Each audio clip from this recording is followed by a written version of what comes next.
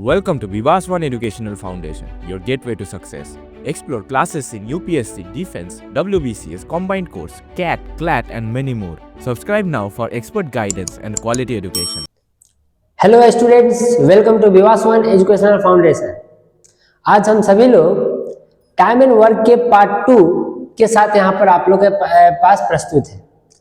पिछले क्लास में time and work part 1 में हम लोगों ने टाइम एंड वर्क से रिलेटेड कुछ टाइप्स को पढ़ा। हम उसी को क्या करेंगे, एक्सटेंड करेंगे। और आज जो टाइप हम लोग पढ़ने जा रहे हैं which is very important for you. क्यों? क्योंकि यह हमारा जो शॉर्ट ट्रिक है वो बहुत सारे क्वेश्चंस को बहुत ही आसान भाषा में सरल कर देगा या सिंप्लीफाई कर देगा, जो आपको किसी भी एग्जामिनेशन में बहुत ही हेल्पफुल होगा। तो आइए देखते हैं कि ये जो टाइप है क्या है। आज हम लोग जो टाइप पढ़ेंगे वो एक टाइप का 3 केसेस हम लोगों ने बनाया है। लेफ्टिंग वर्क या वर्क को छोड़ना,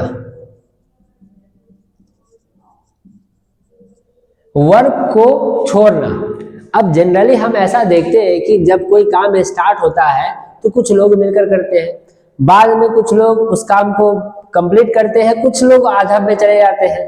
तो जैसे हम लोग जनरली क्रिकेट मैच देखते हैं, जो जब रन चेस करता जो टीम करती है, उस टीम को अगर आप देखें तो कुछ लोग कुछ रन कंट्रीब्यूट करते हैं, कुछ अंत तक रहते हैं, कुछ अंत के कुछ पहले तक चले जाते हैं। तो वही हमारे पास केस यहाँ भी है टाइम एंड वर्क में। अगर हम देखें तो मान लेते हैं कि कोई काम को आगे से कंप्लीट करके आगे से छोड़कर चला गया, या किसी काम ने कंप्लीट होने के कुछ दिन पहले काम को छोड़कर चला गया, या किसी काम के अंदर दोनों केस ऐसा अवेलेबल है। इसको एग्जाम्पल के रूप में देखें तो ध्यान दें कि ए काम को 16 डेज में कर सकता था, बी काम को 12 डेज में कर सकता था, लेकिन ए और बी मिलकर दोनों ने काम को 4 डेज तक कंप्लीट किया। 4 डे कंप्लीट करने के बाद ए छोड़कर चला गया, ए लेफ्ट। 4 दिन कंप्लीट करने के बाद ए ने कहा कि अब मैं काम छोड़कर जा रहा हूं। तो बी को कितने दिन और काम करना पड़ेगा? अब यहां 2 क्वेश्चन होता है अपने पास कि बी को रिमेनिंग वर्क कितने दिनों में कंप्लीट करना पड़ेगा, या बी को टोटल नंबर ऑफ डेज कितना दिन में काम कंप्लीट करेगा, या कितना दिन काम किया। अपने पास 2 क्वेश्चंस होते हैं इसमें। दूसरा केस अगर देखें तो ए काम को 8 डेज में कर सकता था, बी काम को 12 डेज में कर सकता था। ए काम कंप्लीट होने के 2 दिन पहले गया, मतलब आपको ये पता नहीं है कि एक कितने दिन तक काम किया, लेकिन काम के खत्म होने के 2 दिन पहले वो छोड़कर चला गया। तो टोटल नंबर ऑफ डेज हमें फाइंड करना है। अब हम तीसरा एक क्वेश्चन देखें जो दोनों का मिक्सचर है कि 3 बंदे ए 10 डेज में, बी 12 और सी 15 डेज में काम को कंप्लीट कर सकते थे।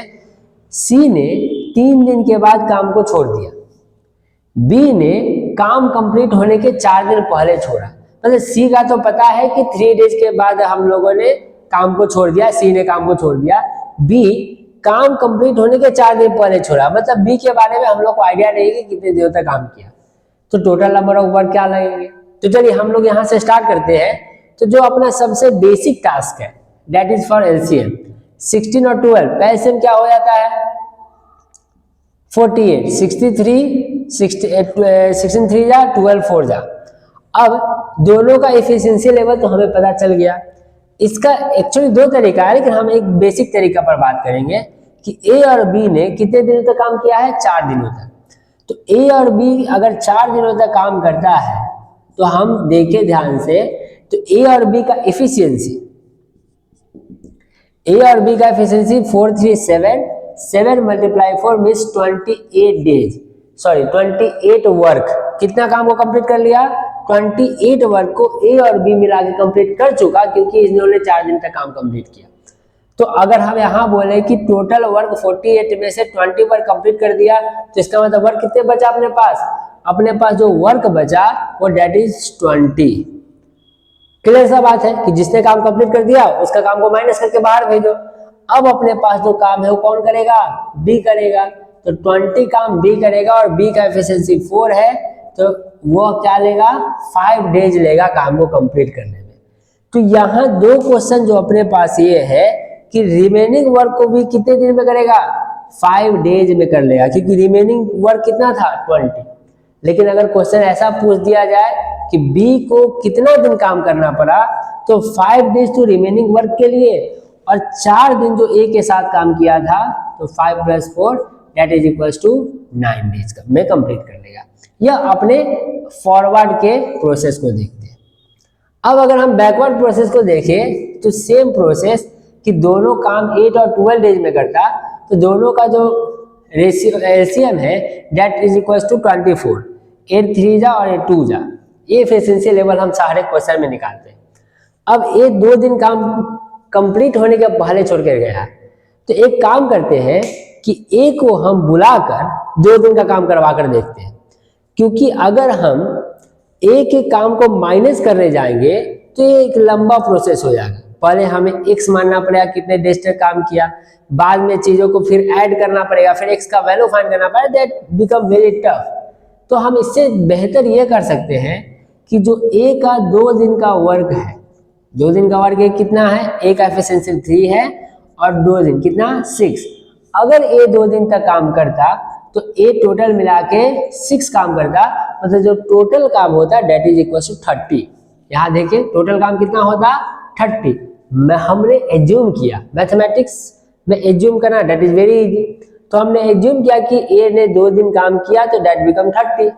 अब 30 काम जो है ए और बी मिलकर करेगा, तो 30 काम ए और बी मिलकर करेगा तो 3 2 कितने डेज में 5, तो कितने डेज लगेगा 6 डेज में दोनों ने मिलकर काम कंप्लीट कर लिया। लेकिन ध्यान रखें कि टोटल नंबर ऑफ डेज कितना लगा है, 6 दिन लगा है काम को कंप्लीट करने में। लेकिन काम 30 नहीं हुआ है, काम 24 ही हुआ है। क्यों? क्योंकि ए ने 2 दिन पहले ही छोड़कर चला गया। तो बी जो है टोटल काम कितना दिन का किया है 6 डेज, लेकिन ए टोटल काम कितना किया है, ए का जो वर्क है, ए का जो वर्क है 4 डेज ही है, बी का वर्क कितने डेज है 6 डेज है। अगर ए भी टोटल डेज करता तो टोटल काम कितना होता अपने पास 30 होता। अब इसी के रेफरेंस में हम दोनों को थोड़ा शॉर्ट ट्रिक से देखें, तो अगर फॉरवर्ड की तरफ से काम को छोड़ा जाता है तो हम चीजों को डायरेक्ट माइनस कर देते हैं। ध्यान दें, हम टोटल वर्क में से उसके वर्क को माइनस कर देते हैं, ठीक है, पार्टिकुलर वर्क को क्या करते हैं माइनस। जैसे हमने देखा कि 48 में से हमने ए के काम को माइनस कर दिया, एज वर्क को माइनस कर दिया। अगर काम को बैकवर्ड से छोड़ा जाए तो हम यह देखेंगे कि काम जितना हुआ उस काम को प्लस कर दिया जाता है। जैसे 24 इसका 6 काम था, इस 6 काम को क्या कर दिया गया, प्लस कर दिया गया। तो हमने यहाँ देखा कि चीजों को क्या कर दिया गया प्लस। जैसे टोटल वर्क जो होगा 24, उसमें बी के काम को प्लस कर दिया गया। तो अब अगर हम दोनों का केस मिलाकर देखें, मैं यहाँ इरेज कर देता हूं।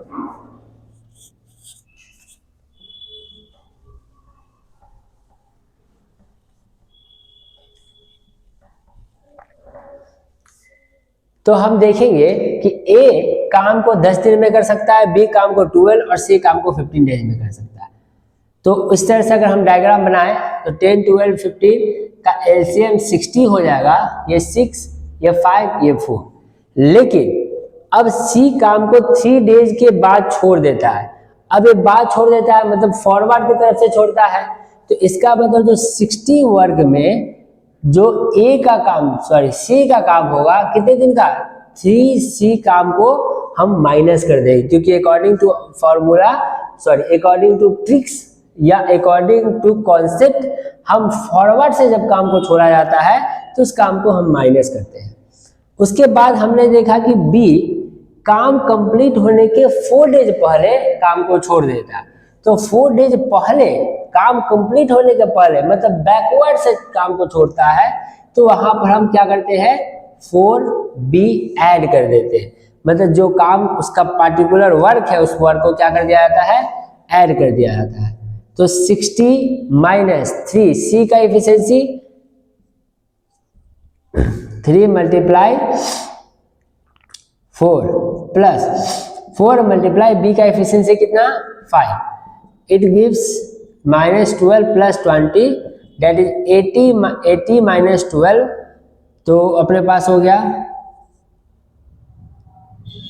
68। वर्क कितना हुआ अपने पास, जो रिमेनिंग वर्क है, remaining work is equals to 68। Total अब वर्क कितना बचा, टोटल वर्क जो बचा वो बचा 68, सॉरी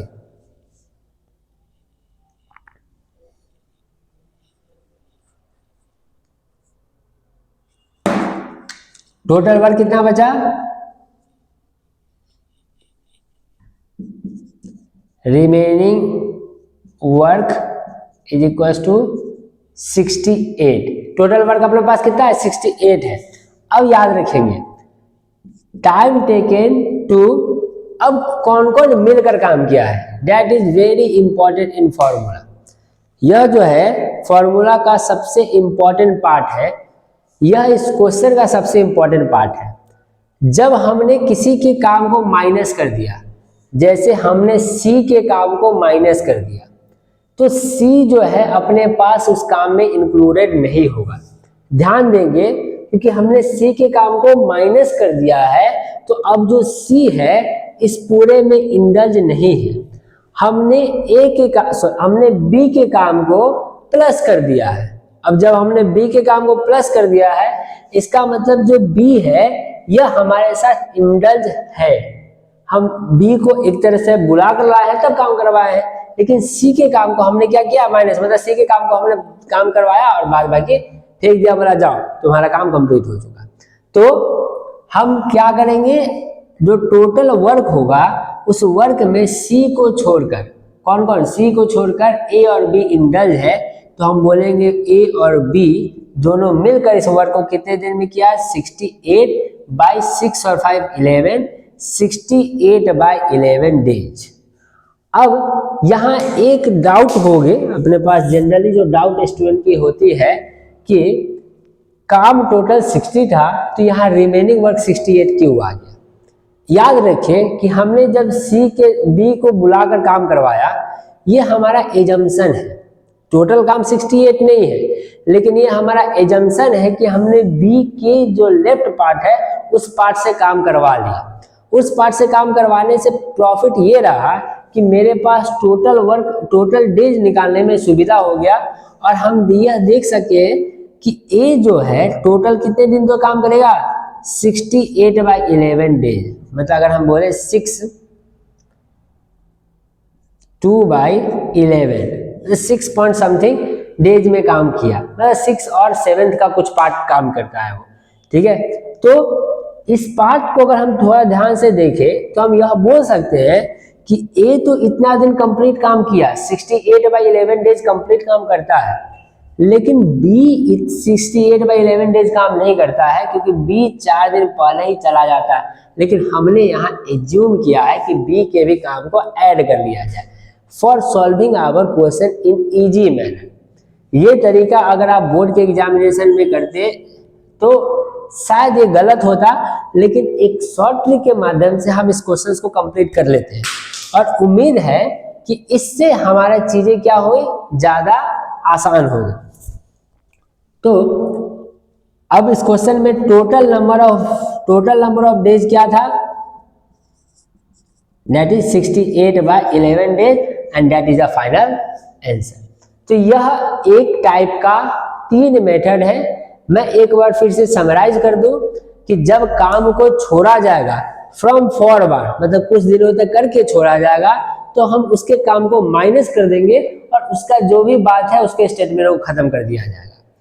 जब काम को छोड़ा जाएगा फ्रॉम बैकवर्ड, मतलब काम को खत्म होने के कुछ दिन पहले छोड़ दिया जाएगा, तो हम उसके काम को ऐड कर देंगे। इसका मतलब हम उसके काम को इंक्लूड कर दिए, मतलब वो काम में सम्मिलित है।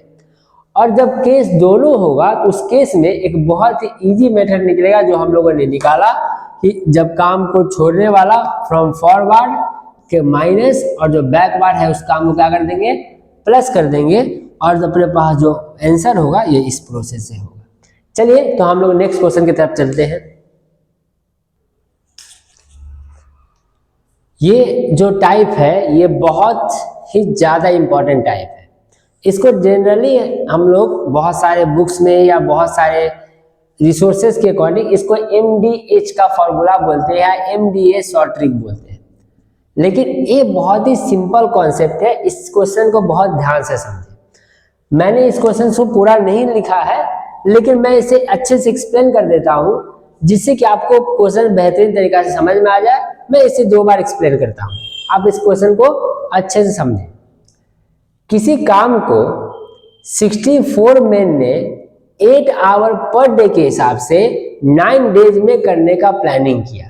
मतलब एक ग्रुप है 64 मेंबर्स का, उन्होंने बोला कि हम per day 8 our per day काम करेंगे और काम को 9 डेज में कंप्लीट कर देंगे। जनरली हम सभी लोग ऐसा करते हैं कि हम एक टाइम लिमिट बनाते हैं, उस टाइम लिमिट के अंदर अकॉर्डिंग काम करना चाहते हैं। लेकिन कभी कभी ऐसा प्लानिंग नहीं भी होता है, तो देखा गया कि 5 डेज के बाद मात्र 40% ही काम हो पाया। 40% काम हो पाया, 14% काम मतलब 60% काम बचा हुआ है। तो प्लानिंग कितने दिन में काम करने का था? 9 डेज में, और 5 डेज के अंदर में 40% ही काम हो पाया। तो अब जो रिमेनिंग 4 डेज है, इसमें इनको काम किसी भी तरह से कंप्लीट करना है, चाहे किसी भी तरह हो तो कंप्लीट करना है।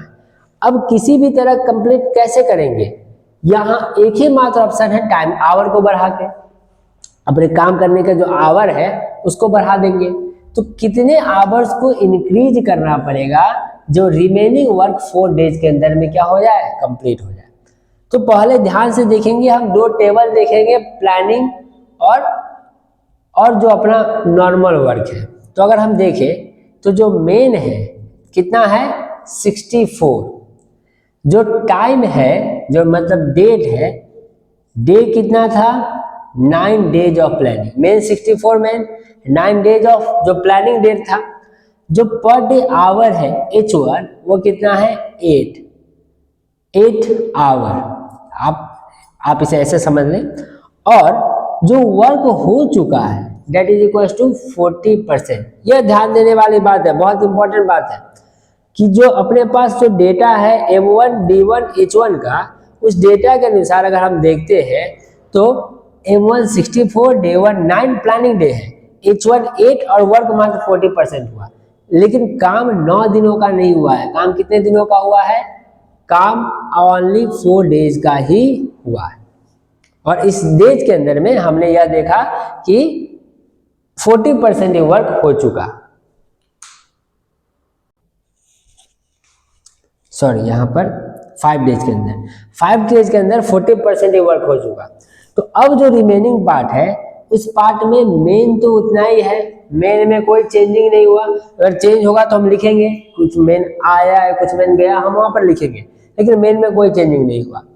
डे अब कितने बचे हैं? 4 डेज ही बचे, क्योंकि 9 डेज में काम को कंप्लीट करना है, 5 डे का काम ऑलरेडी हो चुका है।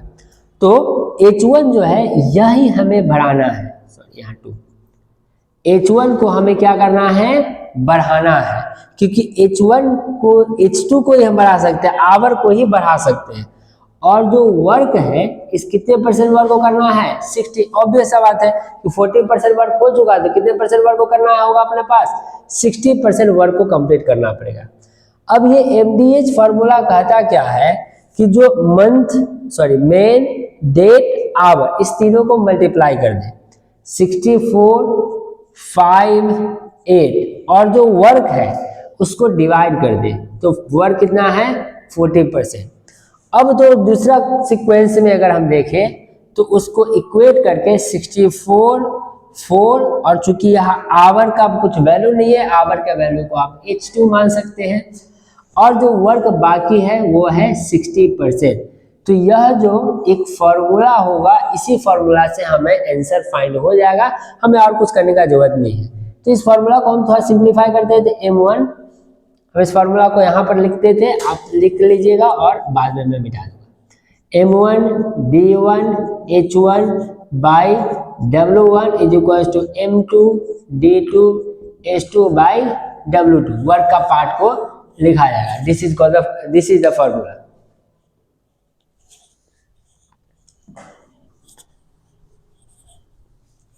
तो अब हम कट करें तो देखिए परसेंट से परसेंट कट हो गया, 64 से 64 कट हो गया, 4 से यह 2 कट हो गया, ठीक है, और 0 से यह 0 कट हो गया, 2 से यह 2 कट हो गया, 2 से यह 3 हो गया। अब क्या बचा, ये 3 इधर चला गया तो क्या हो गया, 3 × 5 = S2 imply that S2 = 15 our. मतलब अब में कितना काम करना पड़ेगा, 15 आवर्स पर डे काम को करना पड़ेगा, तभी जाके 4 डेज के अंदर में काम क्या हो जाएगा, कंप्लीट हो जाएगा। तो यह हमारे पास यह जो क्वेश्चंस है, यह जो टाइप है, यह बहुत ही इंपॉर्टेंट टाइप है, क्योंकि यह बहुत ही आसान शब्दों में, मतलब आसान सा प्रोसेस से सॉल्व हो जाता है। तो क्वेश्चन देखने में हो सकता है बड़ा हो, लेकिन क्वेश्चन क्या होगा, आसान सा सॉल्व हो जाएगा। तो हम लोगों ने टाइम एंड वर्क से रिलेटेड कुछ टाइप्स को किया।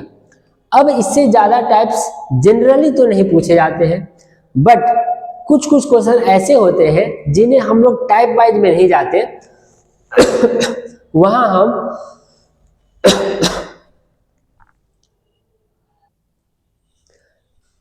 हम कुछ कॉन्सेप्चुअल पार्ट को लेकर क्वेश्चंस को सॉल्व करते हैं। तो याद रखिए कि आप क्वेश्चंस को टाइप वाइज भी करें, कुछ क्वेश्चंस को कॉन्सेप्चुअल टाइप से भी करें, जिसमें हम लोगों ने पहले यूनिटरी मेथड में देखा था। और आप ज्यादा से ज्यादा प्रैक्टिस करेंगे तो टाइम एंड वर्क रिलेटेड कोई भी क्वेश्चन नहीं छूटेगा। अब हम अपने इस नेक्स्ट लेक्चर में टाइम एंड वर्क पार्ट 3 के साथ आप लोगों के सामने आएंगे और इसमें पाइप एंड सिस्टम की बात करेंगे, जिससे हमारा time and work and pipe and system complete हो जाएगा। उसमें अब कुछ अपने पास नहीं बचा रहेगा। और इसके बाद हम लोग क्वेश्चन सीरीज में टाइम एंड वर्क से रिलेटेड कुछ क्वेश्चंस को करेंगे। अब तक के लिए इतना ही, मिलते हैं अगले लेक्चर में। धन्यवाद। Thank you for learning with Vivas One Educational Foundation. For contents like this, follow us on Facebook and Instagram today.